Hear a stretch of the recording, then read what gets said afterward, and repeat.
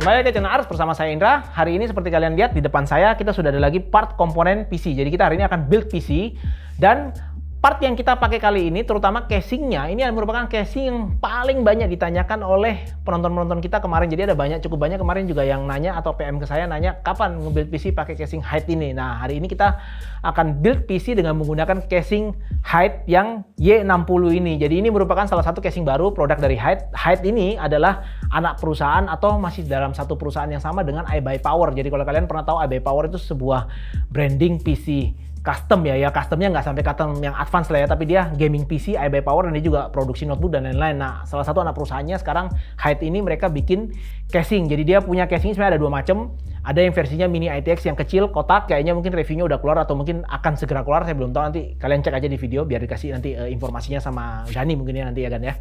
Dan ini yang versi untuk casing ukuran besarnya dia. Jadi ini casing bisa ATX. Dan dia yang menarik dari casing ini, Hyde Y60 ini, orang-orang ngomongnya itu panoramic view case-nya. Jadi kacanya dia itu nanti full memutar ke samping. Nah, seperti apa bentuknya nanti sebentar saya bongkar keluar untuk casingnya ya. Lanjut, komponen berikutnya yang kita pakai di sini itu kita punya SSD dari Transcend. Kita menggunakan Transcend yang 1 tera yang SATA ini.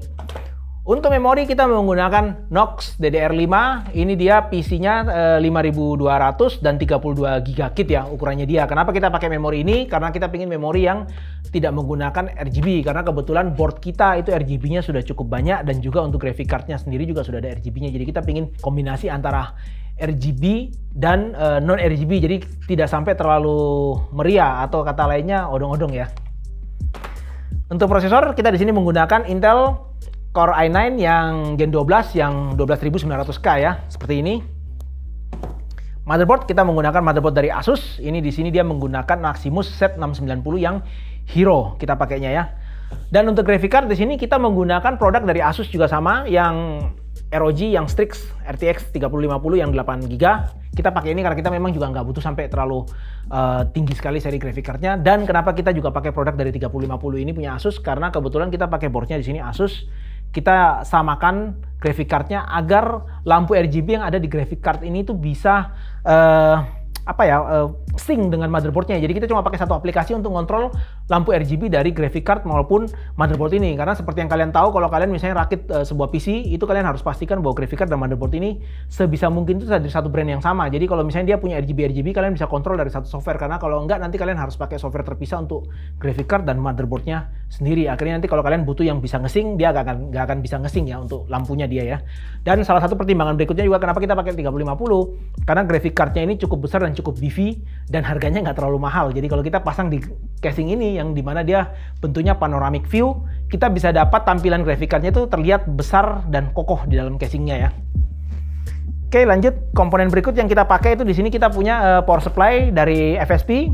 Ini dia serinya yang Hydro PTM yang plus ya. Ini kebetulan dia sebenarnya support pakai water cooling dan custom cooling untuk power supply-nya, tapi karena kebetulan kita pasangnya di sini kita nggak pakai custom cooling, kita nggak pasang sistem custom coolingnya. Cuma power supply yang kita pakai ini cukup spesial, jadi dia bisa pasang custom cooling. Dan kalau kalian tanya kenapa kita pakainya ini, ya karena kebetulan memang FSP ngirimkan kita power supply ini dan hanya ini yang ada tersisa di kantor saat ini yang bisa kita pakai ya, untuk kapasitas di kisaran 1200 watt ya. Untuk cooling, di sini kita menggunakan cooling dari Thermalright, itu serinya dia Frozen Magic 360 yang Scenic. Ini dia Scenic ini fan-nya dia ini non LED dan dia bentuknya industrial untuk fan-nya dia, dan untuk LED-nya itu hanya ada di bloknya seperti ini ya. Jadi ada logonya Thermalright dan di situ ada RGB-nya. Jadi benar-benar minimalis juga untuk RGB-nya, dan kebetulan kita pakai ini karena memang kita ingin ada aksennya antara hitam dan putih. Karena case yang kita pakai ini warnanya Hyde yang Y60 yang warna putih, walaupun sebenarnya dia juga ada tiga pilihan warna ya, jadi ada putih, hitam, sama merah, tapi kita pakainya yang putih. Jadi di sini kita kombinasi hitam putih. Untuk fan-nya nanti kita akan ganti semua fan-nya menggunakan fan dari Thermalright juga. Serinya itu ini TL B12 yang W. Ini fan-nya ini tipenya juga industrial sama persis yang dipakai di cooling ini, dan kita juga tidak menggunakan LED sama sekali. Jadi dia akan aksennya ada hitam, putih, dan tidak terlalu banyak berwarna LED ya di kombinasi PC-nya. Jadi ini semua komponen yang kita pakai untuk build PC Hyde Y60 kita. Kita langsung bongkar-bongkar dulu semua dan kita mulai masang untuk komponen-komponennya.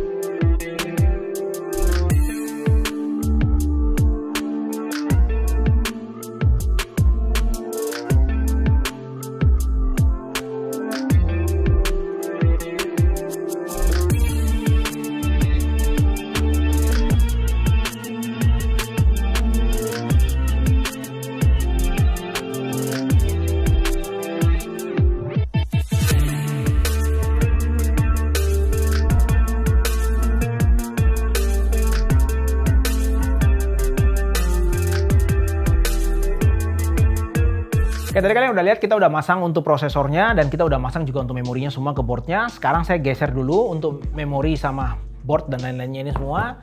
Kita naikin casingnya dan kita bongkar casingnya sebentar dan kita lihat dulu isi dalam dari casingnya apa aja yang ada di casingnya ini ya.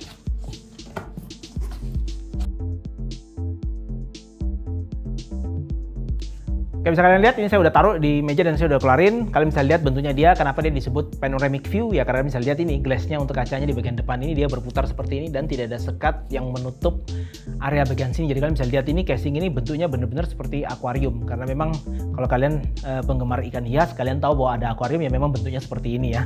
Tapi sebelum saya bahas casingnya lebih lanjut, saya juga tunjukin bahwa di sini tuh ada manual booknya. Kalian bisa lihat seperti ini manual booknya dia. Jadi di dalam sini tuh ada informasinya lengkap.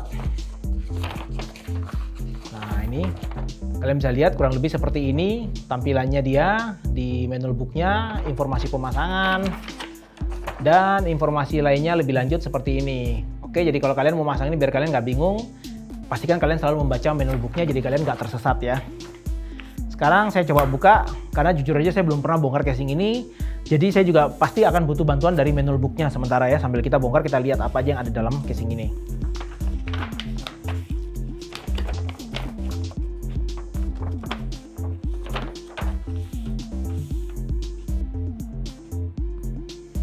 Oke, kalau dari manual booknya bagian atas ini bisa dicopot. Kita coba lihat apakah benar ini diangkat ke atas. Oke, ini bagian atasnya bukanya hati-hati kalau kalian buka karena dia sistemnya pakai klip, jadi jangan sampai kalian nariknya satu arah miring dan akhirnya pecah. Ini kalian bisa lihat bagian atasnya seperti ini. Bawahnya dia klip ya. Kalian lihat itu ada klipnya. Nah, itu ada klipnya ya. Hati-hati ini klipnya jangan sampai putus karena kalau putus kalian nggak bisa pasang kembali nanti untuk tutup atasnya. Oke. Lanjut di sini bagian belakang. Ini ada, sebentar saya coba lihat. Oke, di sini ada bautnya, kalian bisa lihat. Di bagian belakang ini ada baut untuk buka tutupnya kiri kanan ini ya. Saya coba buka dulu.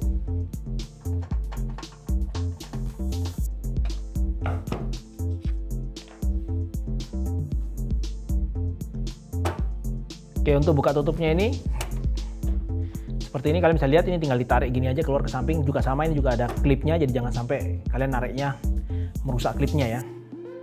Buka dan kalian tinggal angkat naik ke atas seperti ini. Lanjut kita buka sisi kacanya sekarang.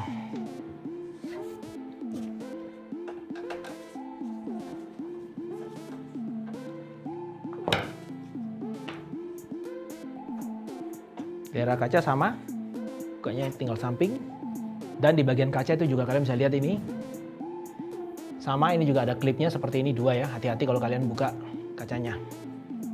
Oke, ini untuk membuka kaca bagian depan sini, hati-hati, ini dia ada klipnya, tapi kalian pastikan kalian lihat di samping sini tuh ada baut, ada 3, ini kalian harus buka dulu ya sesuai dengan manual booknya, jangan sampai kalian paksa kalian tarik terus pecah kacanya.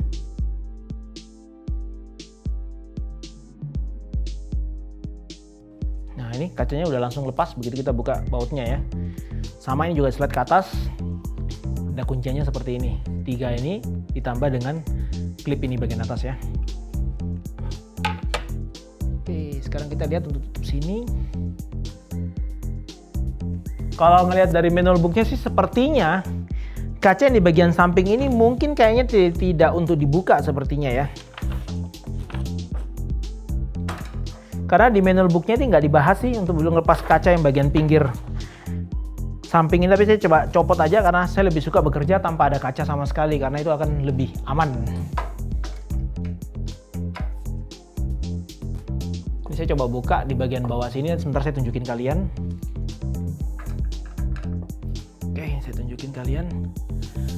Jadi di bagian bawah sini itu ada 2 biji baut, ini saya lepas.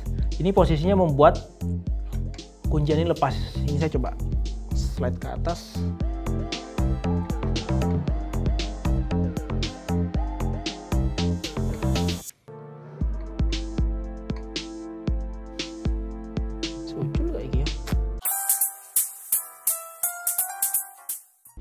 Oke, ini sepertinya di bagian bawah ini juga ada baut lagi untuk mengunci kaca bagian samping ini.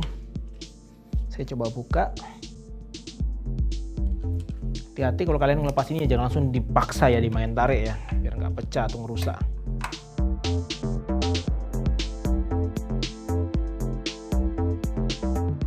Oke, jadi ternyata di bagian bawah ini ada lagi dua kuncian yang kecil seperti ini, dan di bagian atas ada dua kuncian seperti ini untuk melepas kaca bagian samping ini. Jadi hati-hati kalau kalian lepas, karena dua baut yang pinggir ini jauh lebih kecil bautnya. Jadi kalian harus pakai obeng seperti ini karena bautnya kecil sekali ya. Oke, bagian kaca kita udah lepas semua partnya. Oke, sekarang bisa kalian lihat ini saya udah copot semuanya, kaca bagian pinggir dan bagian atas. Di bagian bawahnya ini bisa dicopot. Sekarang saya coba lihat dulu ini bagian mana.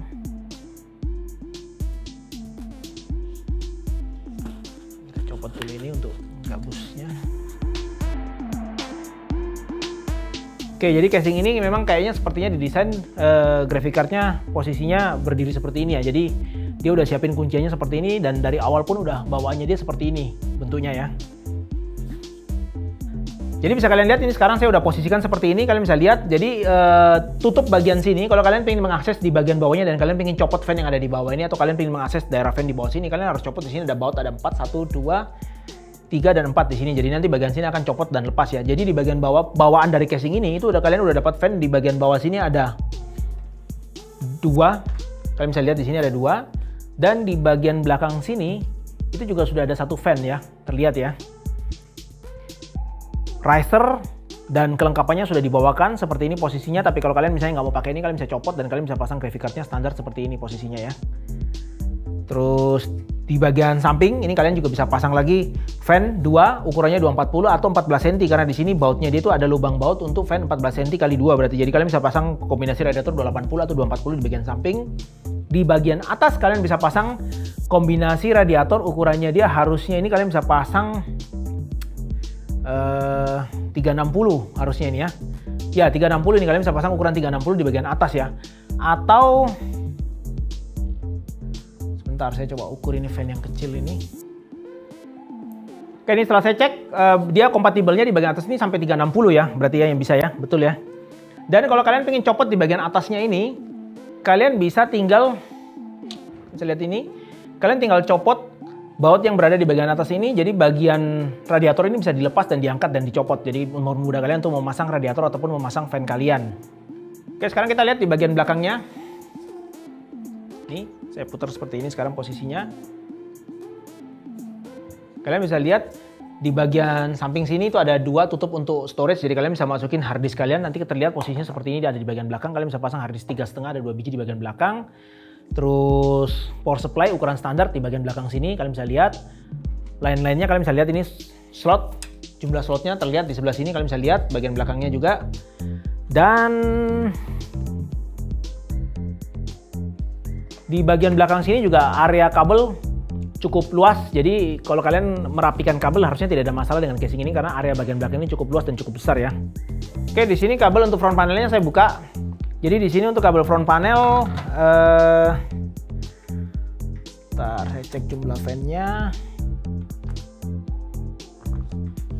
Oke, jadi di sini ada kabel fan-nya, ada 3 ini kalian bisa lihat sesuai dengan jumlah fan-nya. Dan fan-nya ini dia hanya menggunakan fan 3 pin. Jadi fan ini bukan PWM, speednya fix. Jadi kalau kalian pengen fan-nya lebih bagus ya kalian bisa ganti fan yang PWM ya. Jadi biar kalian bisa atur speed untuk fan-nya ya.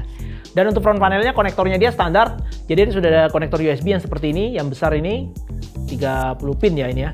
Dan ini dia konektor untuk audio, HD audio, konektor untuk front panel case-nya, dan di sini konektor untuk USB-C yang kecil itu ya. Jadi ada 1 seperti ini. Jadi cuma ini aja untuk konektor front panelnya.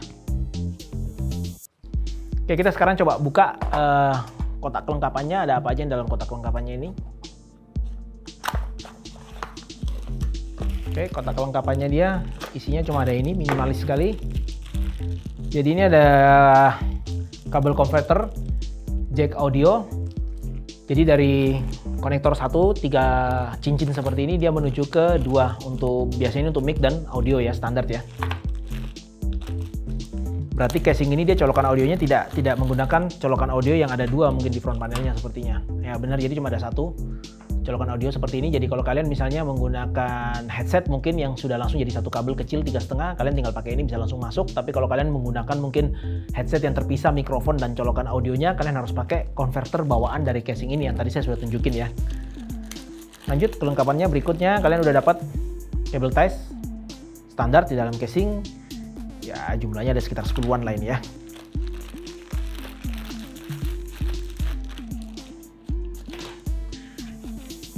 Di dalam sini sudah ada kelengkapan juga untuk baut. Ini untuk memasang 25 biji baut untuk memasang motherboard dan SSD standar. Ini 5 piece baut untuk memasang power supply. Dan ada 9 piece baut untuk memasang hard disk.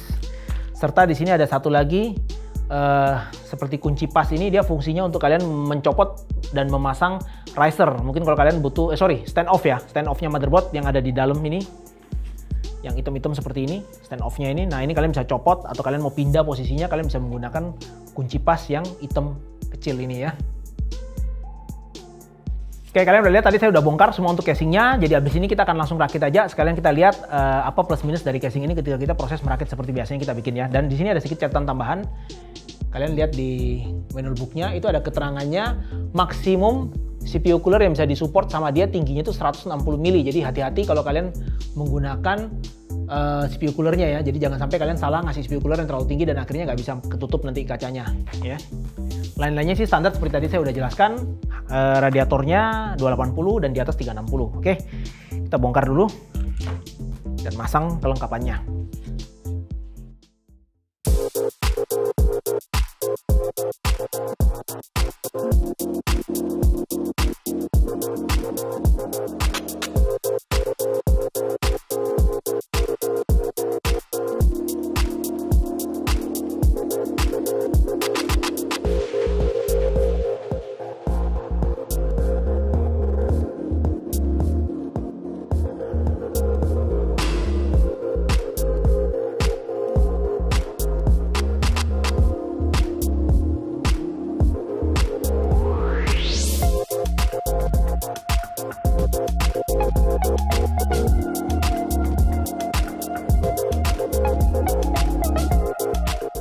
Seperti di depan tadi saya sempat ngomong bahwa casing ini itu di bagian belakangnya kalian bisa pakai graphic cardnya, kalian mau pasang berdiri seperti ini atau kalian mau pasang seperti itu bisa. Ternyata setelah saya lihat lebih detail ketika saya memasang board ini, saya baru melihat ada kendala dari masalah pemasangan di graphic card. Jadi kalian perlu ingat kalau kalian pakai casing ini, kalian cuma bisa masang satu graphic card, kalian tidak bisa masang multiple graphic card.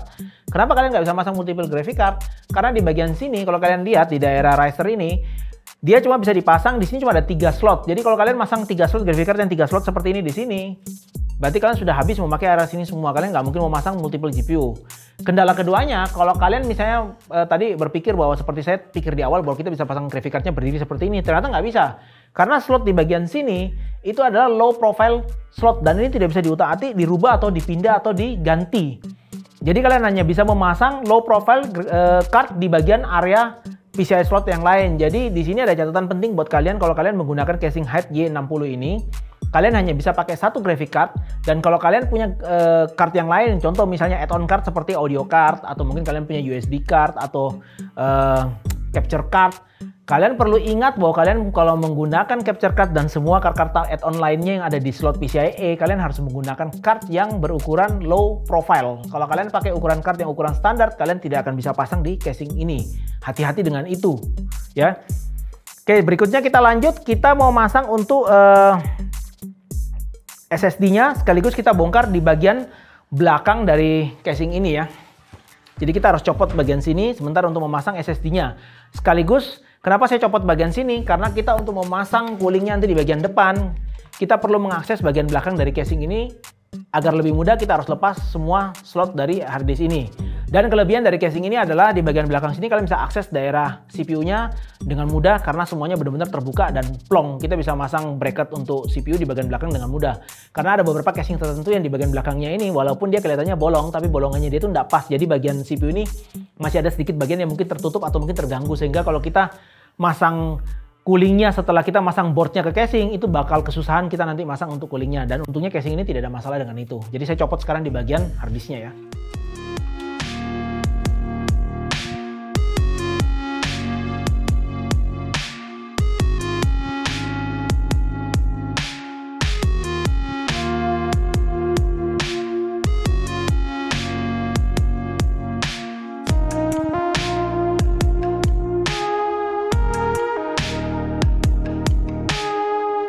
Oke, sekarang kita mau masang untuk I/O water coolingnya. Tadi kalian udah lihat kita udah masang SSD-nya dan di bagian belakang saya udah copot. Jadi nanti kalau kita masang untuk I/O coolingnya ini akan jauh lebih mudah kalau kita pasang nanti untuk CPU water block-nya. Jadi kita langsung buka aja, kita pasang ke casingnya.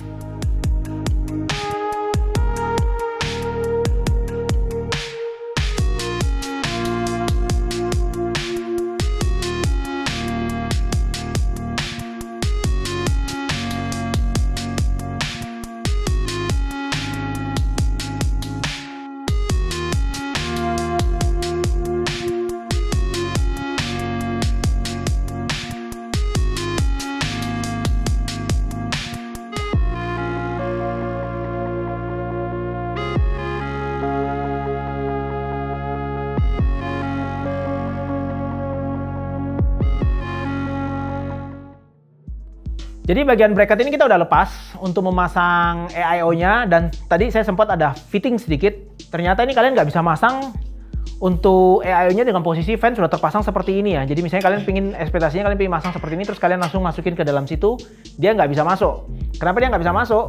Karena jarak ini kalau saya tutup seperti ini, kalian bisa lihat jarak dari sini itu ke cooling untuk board ini udah tipis sekali. Jadi solusinya kalau kalian mau masang untuk EIO-nya, kalian harus copot dulu fan-nya. Jadi plat ini itu ada berada di tengah-tengah seperti ini posisinya. Radiatornya di atas, fan-nya ada di bagian bawah. Dan yang kalian perlu ingat, kalau kalian pasang seperti ini, berarti kalian nggak bisa pakai radiator yang lebih tebal dari ukuran 28 mili. Karena ini ukuran standar radiator EIO cooling ya, jadi dia ukurannya 28 mili. Jadi kalau kalian berencana pakai custom cooling, itu pun juga sama. Kalian hanya bisa pakai radiator yang tebalnya 28 mili. Kalian nggak bisa pasang lebih tebal dari itu. Kalau lebih tebal dari itu, atau lebih tebal daripada plat ini, tutup atas ini nggak akan bisa ditutup ya. Jadi itu notes dari saya buat kalian.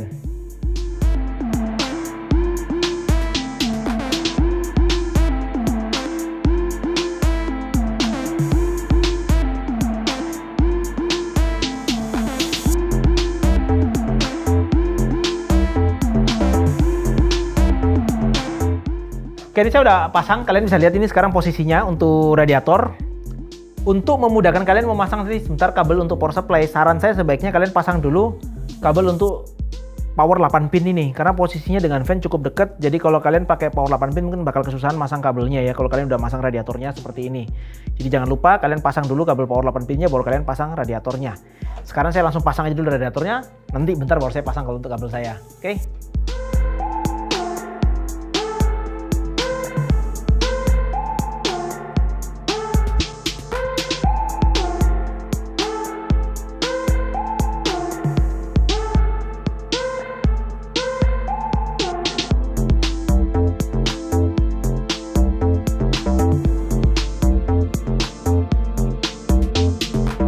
Seperti yang kalian udah lihat tadi saya udah selesai masang untuk cooling-cooling kita.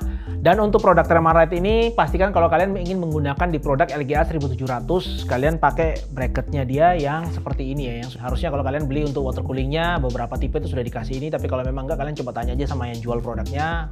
Bisa saja ada beberapa produk yang sudah diberikan bracket ini gratis ke kalian. Jadi jangan pakai bracket yang 1200-nya walaupun board kalian bisa support. Contohnya seperti board yang Asus ini, karena kalau 1200 itu lubang mountingnya ada sedikit perbedaan di bagian belakang. Jadi nanti coolingnya itu backplate-nya itu tidak akan bisa menempel sempurna, akan ada sedikit miring, tidak bisa bagus ya untuk masang. Jadi nanti performa coolingnya tidak akan bisa maksimal. Jadi pastikan kalian pakai bracket ini. Sekarang kita mau masang untuk, ntar saya coba cek apa yang kurang. Power supply-nya ya, kita masang dulu sebentar sekarang.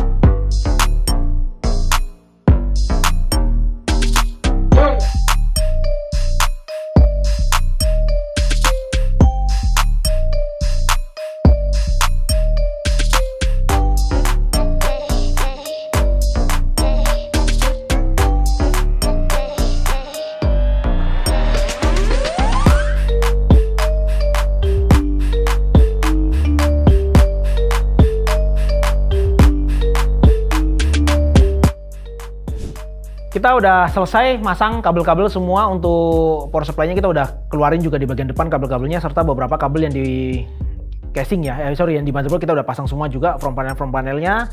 Jadi sekarang kita mau masang fan. Jadi di sini kita sudah ada 4 fan, tapi ternyata setelah kita hitung kita cuma butuh 3 fan yang kita pakai. Jadi kita akan ganti fan yang bagian belakang ini 1, sama kita akan nambah lagi 2 fan yang di bagian samping bagian sini. Jadi kita langsung bongkar aja, kita pasang. Setelah itu kita akan rapikan semua kabel-kabel kita di bagian belakang, dan terakhir kita masang graphic card-nya.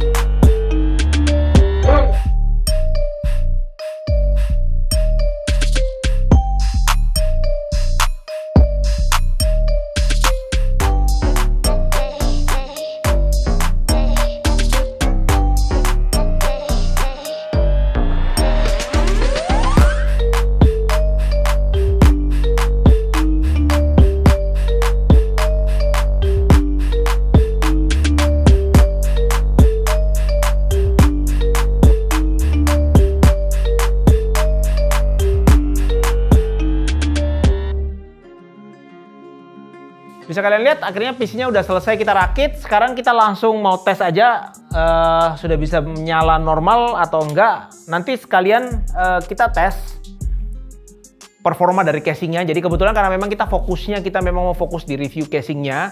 Jadi kita akan tes performa dari casingnya, terutama di pendinginannya ya, maksudnya flow udaranya ya. Jadi kita akan tes cooling prosesornya, kita juga akan tes dengan temperatur di GPU-nya, seperti apa temperaturnya dia dalam keadaan kacanya kita tutup dan dalam keadaan kacanya kita buka. Tapi kita akan tes lebih awal dulu dengan posisi kacanya terbuka, karena kan kacanya memang kita belum tutup. Jadi kita akan tes performa dalam kaca terbuka, setelah itu akan kita tutup kacanya dan kita akan tes performanya apakah ada perubahan drastis kalau kacanya kita buka atau kita tutup ya.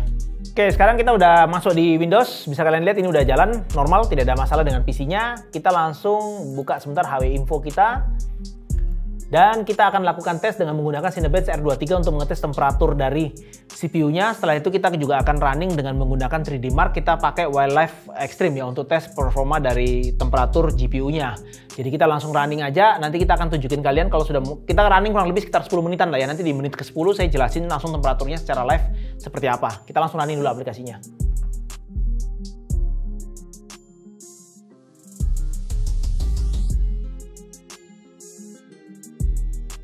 Oke, bisa kalian lihat sekarang di layar Cinebench R23 saya ini udah berjalan sudah kurang lebih sekitar 9 menitan ya, 9 menit kalau di software logging kita yang HW Info ini kurang lebih sekitar 9 menit 22 detikan, 25 detikan lah ya sekarang ya.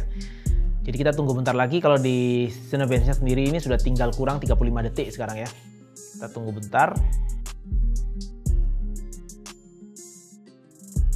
Oke, ini bentar lagi selesai. Ini harusnya sebentar lagi sudah masuk di loop terakhir ya. Ini udah 00 posisinya kalau di R23 ya. Oke, di loop terakhir ini sebentar lagi selesai. Kalian bisa lihat CPU package-nya tuh maksimumnya ada di 81 dan current-nya sekarang 80 dan udah turun. Average-nya di 78 posisinya ya. Sekarang turun untuk 77 ya. Jadi kurang lebih maksimum temperaturnya ada di 81 derajat dengan posisi kacanya kita buka. Sekarang kita lanjut pengetesan untuk di Wildlife Extreme ya, pakai 3D Mark untuk ngetes temperatur GPU-nya. Oke, sekarang 3D Mark kita yang stress test ini, yang Wildlife Extreme, kalian bisa lihat di layar sekarang posisinya kita udah masuk di loop 10 dan di HW Info kita sudah menunjukkan kita tes kurang lebih berjalan sekitar 10 menit 20-30 detik ya sekarang ya. Ini bentar lagi selesai, masuk loop ke-11 saya akan bacakan data temperaturnya. Oke, ini kita udah masuk di loop ke-11. Bisa kalian lihat sekarang GPU temperaturnya itu maksimum berada di 56,6, sedangkan untuk GPU hotspot temperaturnya itu sensornya membaca temperatur maksimumnya ada di 68,2, sedangkan average-nya 53,5 untuk GPU temperatur dan 65,3 untuk GPU hotspotnya. Habis ini kita akan coba pasang semua kaca-kacanya, kita tutup dan kita lakukan tes ulang kurang lebih yang sama seperti ini. Kita tes CPU dan kita juga tes untuk GPU-nya.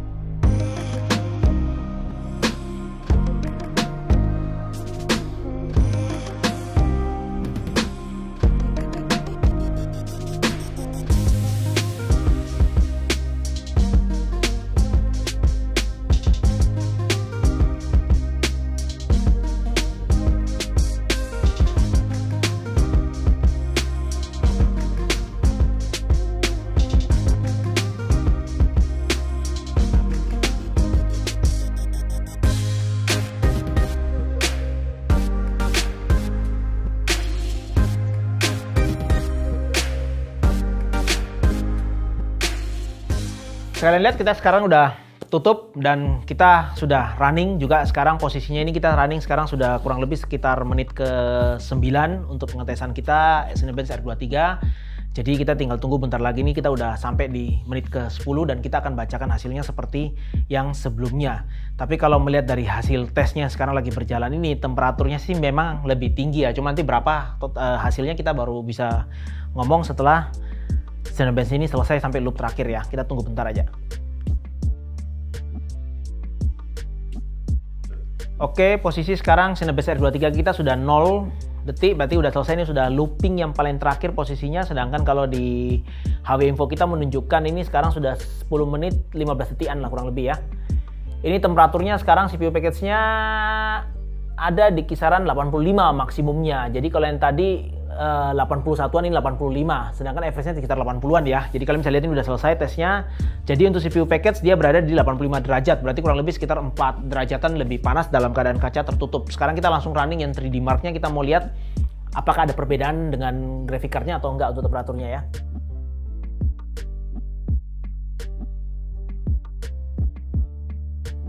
Oke, 3D Mark kita sekarang udah running yang wildlife yang ekstrim ya, stress test. Ini kurang lebih sekarang sudah di kisaran 9 menit 52 detikan ya kalau di HW Info kita, dan ini udah mencapai loop yang ke-10. Seperti tadi yang sebelumnya kita akan bacakan hasilnya ketika loop ke-11 mulai jalan. Jadi kalian akan bisa lihat ada perbedaan temperatur berapa jauh ya. Kita tunggu bentar.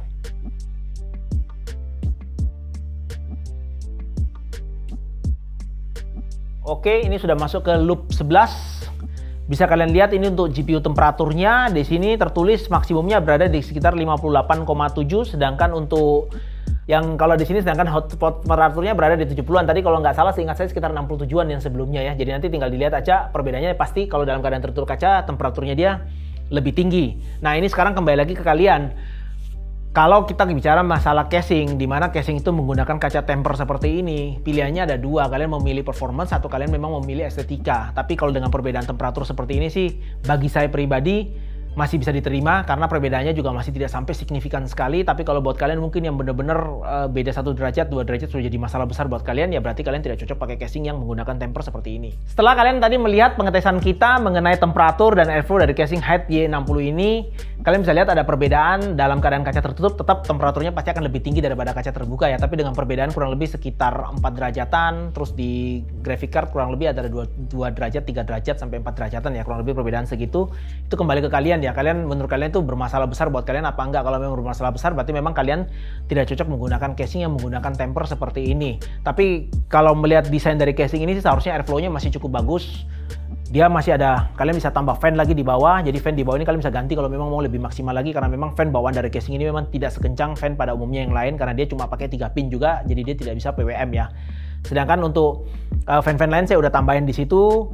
Di bagian atas kita pasang untuk pendinginan CPU pun juga dia fan-nya sudah meniup keluar untuk udara panasnya. Dan jangan lupa di bodi bagian atas ini maupun di bodi bagian samping belakang ini itu terdapat filter, dust filter ya. Jadi dust filternya dia itu ada di dalam badan ini. Jadi dust filter itu pun juga kadang-kadang juga jadi masalah ya, ketika kita pasang di casing tertentu itu flow udara malah nggak bisa keluar dengan maksimal. Terkadang malah panasnya itu kembali ke dalam karena dia tidak bisa free flow keluar ya. Mungkin kalau kalian misalnya bener-bener mau kreatif sekali dan kalian bener-bener tidak mau sampai terganggu temperaturnya, mungkin bisa juga filter di dalam ini dilepas. Tapi saya sih nggak saranin karena pasti akan jadi berdebu sekali casing kalian ya.